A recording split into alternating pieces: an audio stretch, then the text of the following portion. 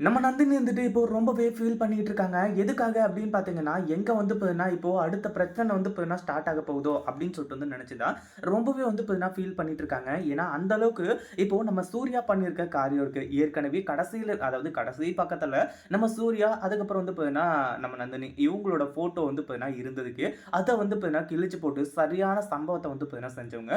இப்போ இவ்ளோ பெரிய ஃபோட்டோவ வந்து பார்த்தீங்கன்னா மாட்டி வச்சிருக்காங்க அப்படின்னும்போது, அந்த ஃபோட்டோவ எடுக்க முடியல. அப்படி எடுக்க முடிஞ்சிருந்தாலாச்சும் வந்து பார்த்தீங்கன்னா, இந்த சுந்தரவல்லி அமைதியா, சைலன்ட்டா வந்து பார்த்தீங்கன்னா இருந்திருப்பா. ஆனா அந்த ஃபோட்டோவ பார்க்க பார்க்க வந்து பார்த்தீங்கன்னா, அவளுக்கு வெறி ஏறிட்டு இருக்கு. அதுக்காக என்ன பண்றது? ஏது பண்றது? அப்படின்னு சொல்லிட்டு வந்து தெரியாம திருன்னு வந்து பார்த்தீங்கன்னா முழிக்கிறது மட்டும் இல்லாம, அடுத்ததா இந்த சுந்தரவல்லி இருந்துட்டு நம்ம நந்தினிக்கு வந்து பார்த்தீங்கன்னா, மிகப்பெரிய ஒரு ஆபத்த வந்து பார்த்தீங்கன்னா விளைவிக்க போறாங்க.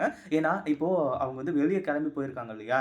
வெளிய போனதுலருந்து வந்து பார்த்தீங்கன்னா, அவங்களோட மைண்டுக்குள்ள வந்து பார்த்தீங்கன்னா, அந்த ஃபோட்டோ மட்டும் தான் இருந்துட்டு இருக்கு.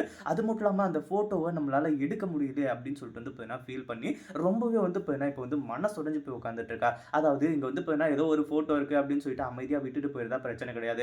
அதையே ஒரு காரணமா எடுத்துக்கிட்டு இவங்க வந்து பார்த்தீங்கன்னா, இவ்ளோ பெரிய பிரச்சனை பண்றாங்க அப்படின்னும்போது, நம்ம சூர்யா வந்து பார்த்தீங்கன்னா பண்ணதுல தப்பே இல்லன்னு தான் சொல்லணும். ஏன்னா ஜஸ்ட் வந்து பார்த்தீங்கன்னா, அது ஒரு ஃபோட்டோ மட்டும் தான். ஆனா இவ்ளோ பெருசா என் ஃபோட்டோ கூட இல்லையே அப்படின்னு சொல்லிட்டு சூர்யாவோட தங்கச்சி வந்து பார்த்தீங்கன்னா, பயங்கரமா கதறுது. இப்படிலாம் வந்து பார்த்தீங்கன்னா நடந்துட்டு இருந்துச்சு. இப்போ அந்த ஃபோட்டோவ யார் எடுத்தாலுமே பிரச்சனை என்ன அப்படின்னு பார்த்தீங்கன்னா, வீடு முழுக்க அந்த அதாவது நம்ம நந்தினியோட ஃபோட்டோவும் வந்து பார்த்தீங்கன்னா நிறைஞ்சிரும். அதுக்கப்புறம் யாருமே வீட்ல வந்து பார்த்தீங்கன்னா நிம்மதியா இருக்க முடியாது.